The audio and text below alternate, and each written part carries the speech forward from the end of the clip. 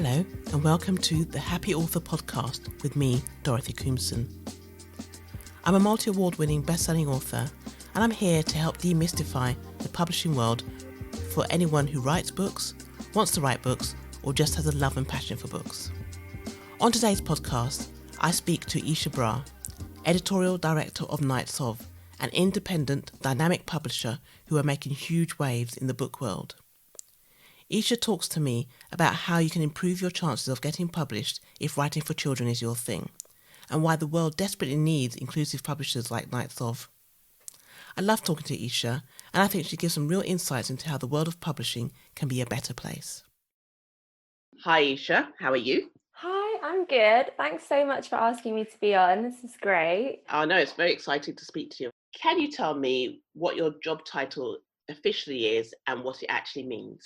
My job title is Editorial Director, and what that means is that my role is basically to be the person who looks over everything that comes to us from authors and prospective authors and decide what gets published and if it's right for us, and then work with those authors to edit and publish their books. So I'm the main point of contact between them and their publisher.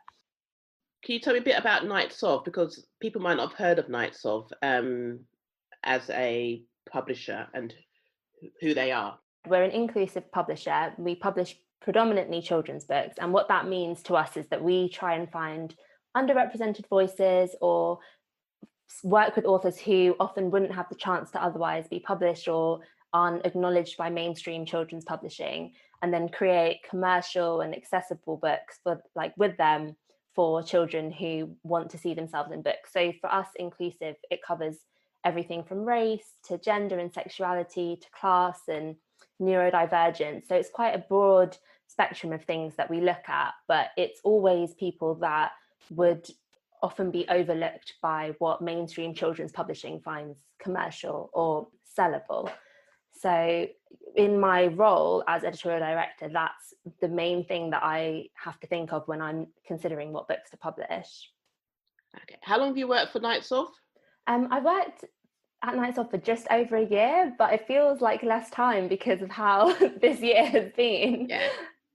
Yeah, but it's been quite a busy and eventful year, definitely. How did you get this job, and where were you before? So previously I was at Scholastic, also in editorial, so another children's publisher, and I was there for 2 and a bit years. And when I was working there, that was my first role in editorial, which I'd always wanted to do, but I'd worked in other parts of publishing. And one of the things that I talk about a lot as being like the main problem with working in publishing is that you have to be at a junior level for so long before you have creative freedom or before you're able to change the way things are done. So in my role, I was really feeling that frustration of, I want to bring forward diverse voices, I want to change the way children's publishing works and what's valued, but I just wasn't at the level at which I could achieve that. And so David and Amy, we knew each other. Obviously, I was a huge supporter of Knights from day one because they were doing amazing things, and they saw that I was increasingly more frustrated, and also they needed someone to come and handle editorial and handle building the list that they wanted to create with Knights. So we kind of just came together at the perfect time, and they approached me, and I had a weirdly terrifying interview with them, which I don't think they meant to be scary, but I was like, oh my God, it means so much. And then we started working together, and luckily I think we were the perfect fit for each other. But that's how I got into the role. So do you have anybody who works with you or beneath you on the sort of job ladder? I don't have anybody that works beneath me. I have the way we work is that we have a core team of the 4 of us. So it's David and Amy as the co-founders, and Marseille, who's our creative director. So she works with designers and illustrators. And then we basically have pools of people that we work with that are more external. So like freelancers, PR and marketing companies. So when I need to work with someone for, say, a proofread or a copy edit, or sometimes we get people to shadow us on projects and they help pick up some of the more admin aspects of the job. Those people are more external, so they're not part of the core team. So I'm not a manager, but I manage like relationships with other people who do things for us, if that makes sense. That does make sense. So in a a bigger publisher, you would have a lot of those people in-house. So you'd have Yeah. somebody who designs the covers, Yeah. or 2 or 3 people who design covers, and you'd have 2 or 3 people who proofread and edit the Yeah. books. There's like bigger publishers have whole teams of copy editors and proofreaders, and even like typesetting or production, all of those things are external for us. But we work with amazing people who are really willing to drop everything for crazy schedules if it's us doing it. So who do you publish at the moment? So at the moment, I think we've published since we started in 2018, 15 titles. And of those authors, there's Shana Jackson, who's the author of High Rise Mystery, and Mic Drop, its sequel, Elle McNichol, who's the author of A Kind of Spark, which is the current Waterstones Children's Book of the Month. We publish some US authors in the UK, so we're their UK publisher, so that's Jason Reynolds and Nick Stone. We publish Samantha Baines and Gabrielle Kent, who write Harry at Best of the Galaxy and the Knights and Bike series, respectively.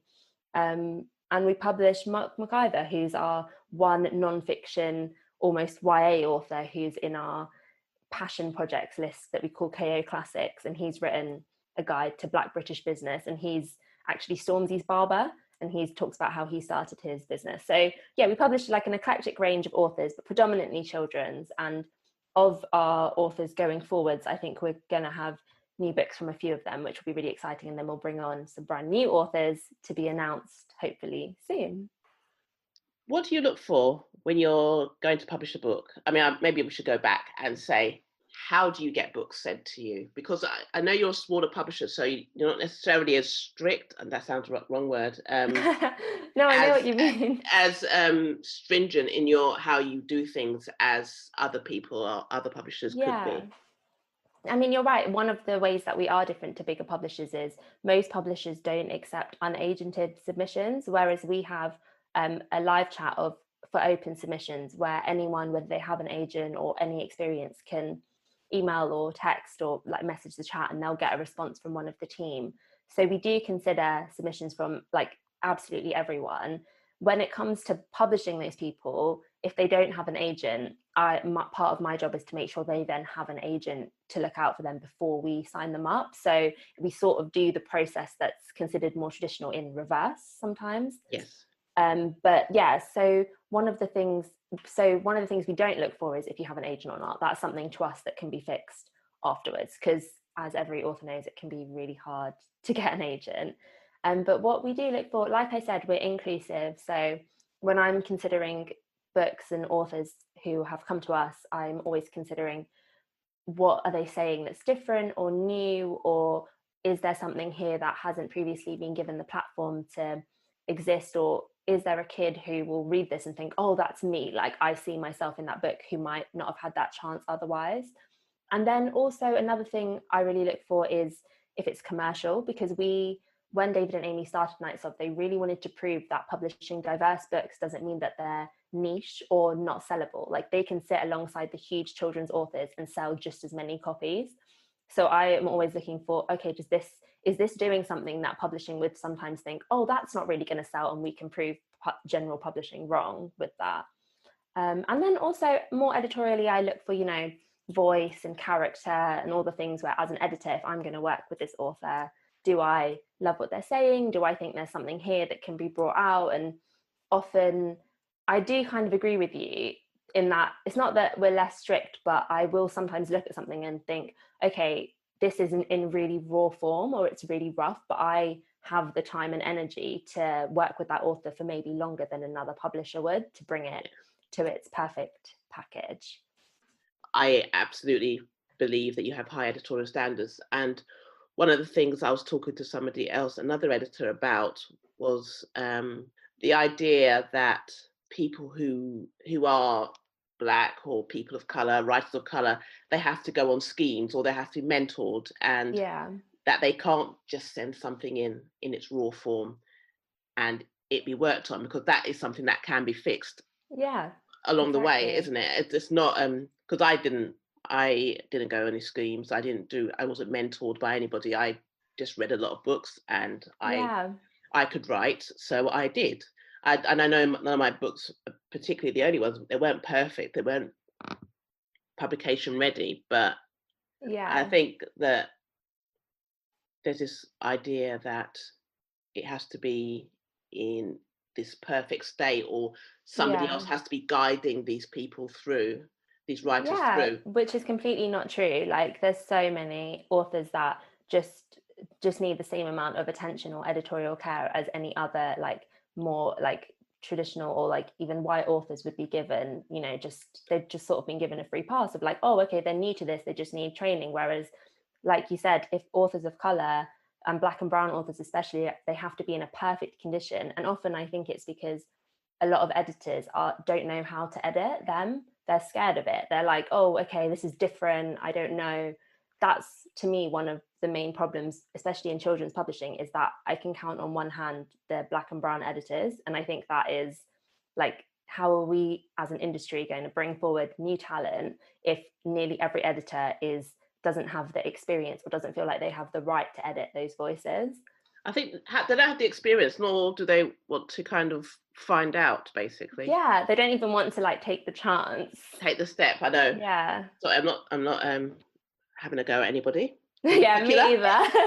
But in general, like it has built up this culture of, you know, like even fear around like publishing different voices. If it's not in a perfect condition and feel like someone else has already put that safety net in, then a lot of publishers would be like, oh, we don't really know what to do with this. And I think, you know, that is changing a little bit, but not quick enough.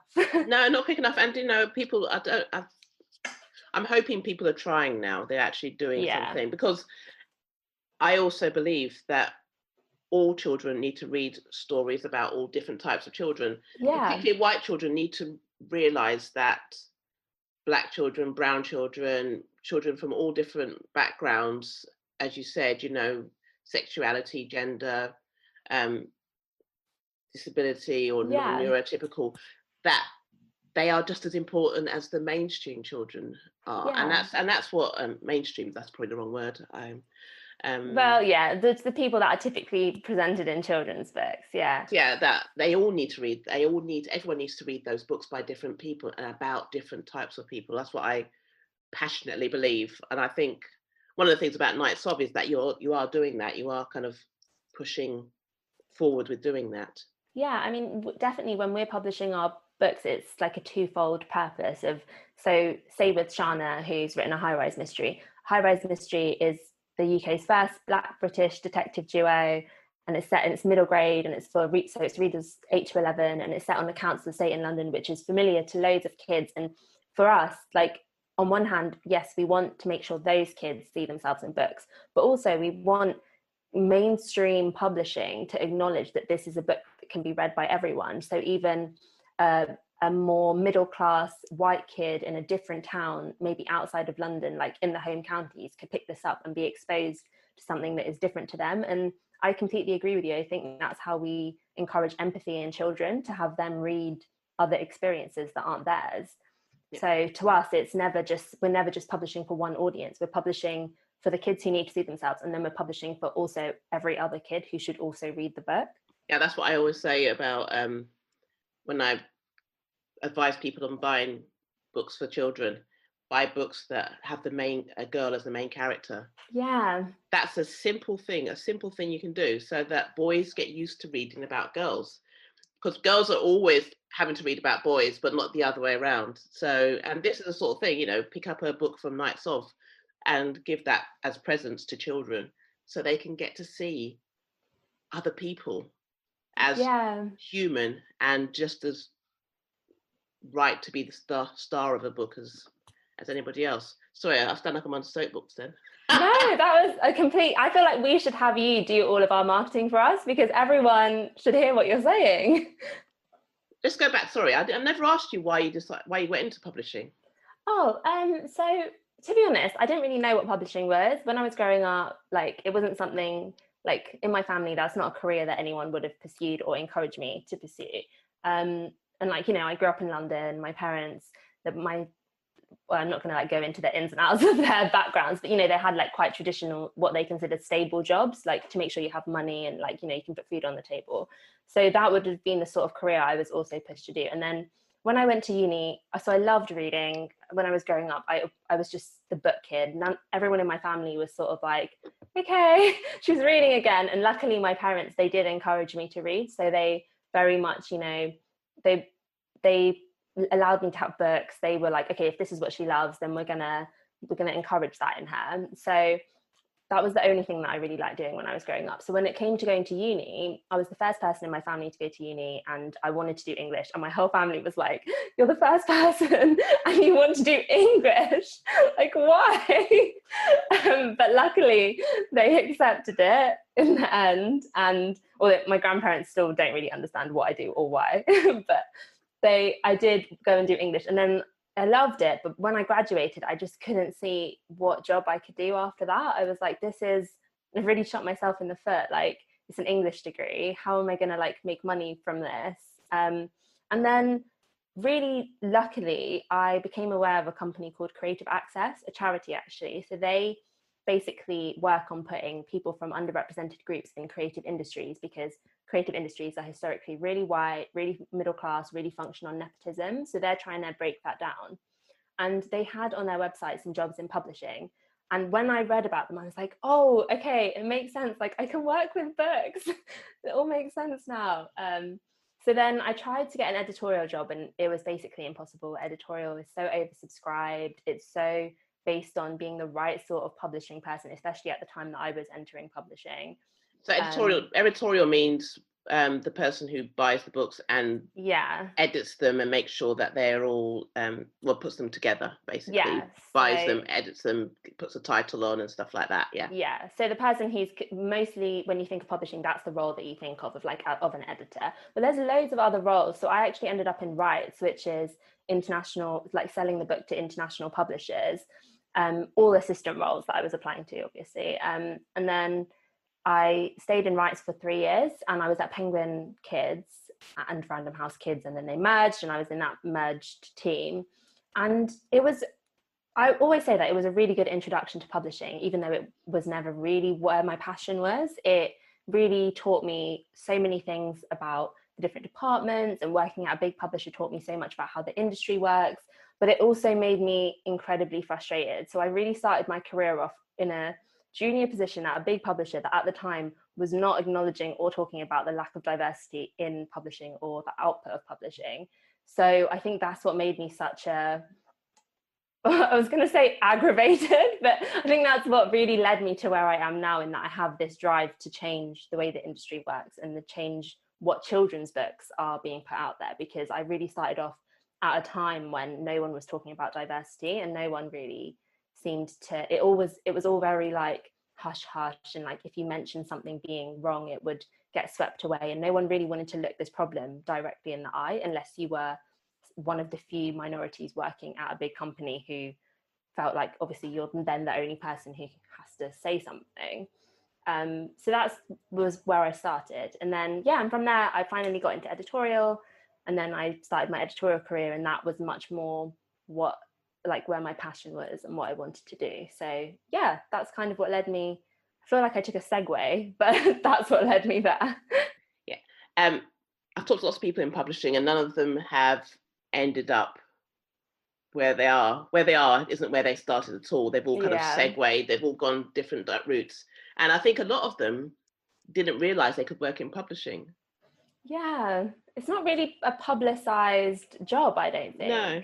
What do you think people can do to increase their chances of getting published if they were submitting something to you? Oh, if they were sending it to me, I think having a good idea of the market is always good. Like showing that, like your references, if you're saying your book is like something and you're referencing another book, that should be a book from now that kids are reading now, not like something that was published 20 years ago, which, you know, I think having a good awareness of what else is out there and the authors that are new is a good thing, a good sign to me, because it makes me think, oh, this person's tapped into what kids now are reading. Because often I always have to push people who are writing for kids to not write to how we were when we were kids. It's to kids now, right? And they've grown up in such a different world, and they want such different content. So you have to really be tapped into like what that being a kid in 2020 looks like. And also, I guess, an awareness of who you're submitting to. Sometimes I get submissions, because we do have open submissions, I sometimes get them where it's clearly, you've clearly sent this to like 20 other people. You haven't even put my name in or taken the time to find out like who we are as a publisher. And because we are a small publisher that does have a remit, if you're a white middle-class man and you're submitting to me and you don't even acknowledge the fact that you're probably not the voice I'm looking for right now, to me, that's like a red flag, because you haven't even researched or wondered why you're submitting to Knights of. But on a general basis, the point of us having open submissions is that I don't tend to make a lot of judgments until I actually read the manuscript, which is different to how a lot of other people work. But I prefer sometimes to just ignore like everything else that's come with it and first be like, okay, is there something here? And then sort of like reading a blind submission, actually. So, you know, without then going into who the author is or what the background is or what their experience is, just judging it on the merits of the writing, which hopefully is comforting to people that feel like they have to write long cover letters or, you know, really sell themselves. Yeah, or they have to have a big social media presence and, you know, have a picture of themselves where they're good looking and stuff like that. I know a lot of authors feel that pressure. Yeah. What do you think an author could do to improve their working life? So I guess, so the bits of authors' working lives that I see are obviously always the bits that are directly related to working with the editor. And I think that one thing I would advise anyone who is looking like in the process of choosing which publisher to go with, or, you know, finding a publisher, is to make sure you have an editor who you can be honest with, because I really encourage my authors to be honest with me, and I'm really honest with them about stuff that's happening behind the scenes, or, you know, things that we need to work on together on the manuscript. Because if you can't say what you think, then your working relationship is going to not be comforting to either of you. So that's generally my approach of how I make my authors happy, is by starting off on an honest foot with them. And then also, I guess, people talk a lot about work-life balance, and especially now in this time of like how, if you're working at home and especially if you're an author and you are, it's a really solitary role, isn't it, writing? But one of the things I think, you know, people don't talk about as much is the fact that when you're an author, you sign up to sit down and be by yourself and write, but then you also have to promote yourself and you have to do events and you have to be out there. And I would encourage authors to really push their publisher to like talk to them, make sure they understand everything that's going on, be really honest again about all of the things that come along with being an author and what the expectations are, and then also say when they can't do something or when it feels overwhelming. I think that's really important. So that's something that I've definitely noticed happen more now that events are getting virtual, and when it's virtual you just feel like, oh yeah, I can do that, and then you end up with 10 events in a week, and actually that's still a huge commitment. Yes, I've just been telling myself about that as well. How I can't do everything. I keep thinking I can, but I really can't. Yeah, exactly. And it feels like you're not really doing much when you're doing it from home, but actually it's just as much of a commitment. So yeah, those are the things that I try and advise my authors to do so that they have happy working lives. And then in more general, I don't think I've mentioned it much, but having an agent who advocates for you, I also think that's really important, which is why we make sure all of our authors have agents before we sign them up, because yeah, your publisher should advocate for you, but they're also a business, and it would be disingenuous for me to say that we don't also think about what works for us, whereas your agent is the person who will go to bat for you and can talk to your publisher on your behalf and, you know, take some of the stress away from your daily role while you're also trying to write the book that you've been signed up to write. So that's probably the other thing I would advise everyone to look for. Yeah, I've long said about my agent that he is the person who he kind of goes out in front of me so that I don't I don't have to deal with the tough conversations. I mean, some of the tough conversations I can't avoid having, but he's the one who he will always go ahead of me and sort of have that conversation. And also, you know, he'll tell me when I'm being ridiculous, which is yeah, I mean, it's necessary on both counts. Like, it also works in favor of publishers, because, you know, then sometimes you don't want to go to your author and say, I need you to do this by this date, and stress them out. Sometimes you want to go through their agent so you can keep your working relationship nice and calm. So yeah, it's good to have that person who's the in-between and also, goes out ahead of the author, like you said. It's good to hear a publisher say that, that you need an agent who will look after you, because yes, like you say, it is difficult to get an agent. Let's not pretend it isn't. Yeah. But it is good for, I think authors forget that they're not working for their agent, the agent's working for them, and so they need to, if you want your agent to do something for you, you need to ask them to also have that conversation with the publisher. Yeah. What do you think readers can do to help the book world, as it were? I mean, buy books, and not from Amazon. Support independent bookshops, because I think that a lot of people don't really understand how much we look at those numbers of who's bought a book and where they bought it from. But the book industry really needs those people who actually go and buy books. And also, if you can't buy books or you're not in the position to, because not everyone is in the position to, join your library, support your libraries while you're also supporting authors, because I speak to so many people and we really appreciate it when people are like, oh, I got this out from my local library. So then you're publicizing the book for other people that might go and buy it, but also you are supporting your local library.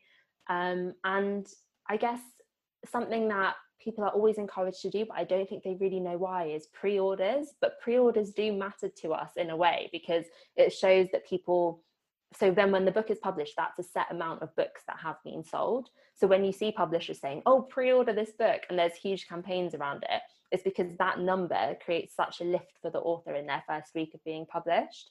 So if you do really want a book, pre-order it from your local independent bookshop or Waterstones. Yes.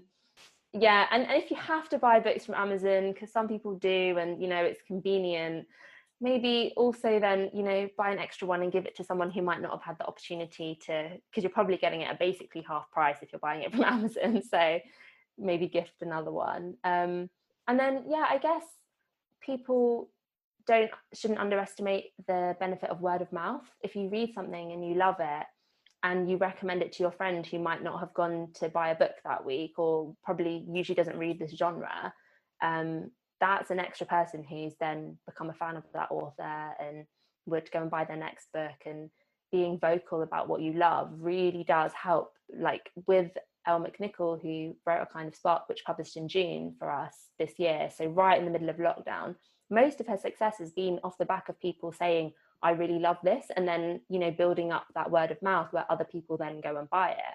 And that's really invaluable. That's the only way to sell things. That's yeah. And all the time I've been in publishing, that's the only way to sell. You can throw as much money as you like at stuff, advertising and all sorts, and big stands, but it's people telling other people about it that sells books. I've noticed that over the years. So yeah, and especially with kids, if a kid goes into school and says that they've loved a book, their whole class is going to buy it if it becomes something that one kid's excited about. So that, like in kids publishing, especially if you're a kid, if you buy a book for your kid and then let that kid lend the book to their friend, that's like you've started something probably in that school, because kids just absorb everything as well. Yeah.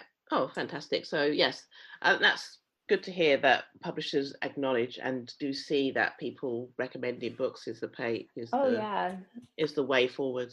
Yes. And because we're so small as well, we are an indie publisher. So for us, all of our success has been built on the people who've supported us and who've, been vocal about us. And especially when it comes to, underrepresented voices and diverse voices, if you're vocal about those, that's when the, word of mouth really kicks in. Thank you, Eishar. It's been lovely speaking to you.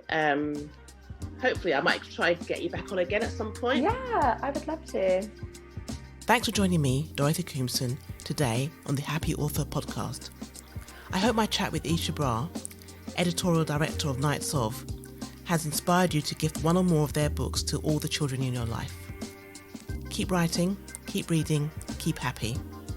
Talk to you soon. Bye.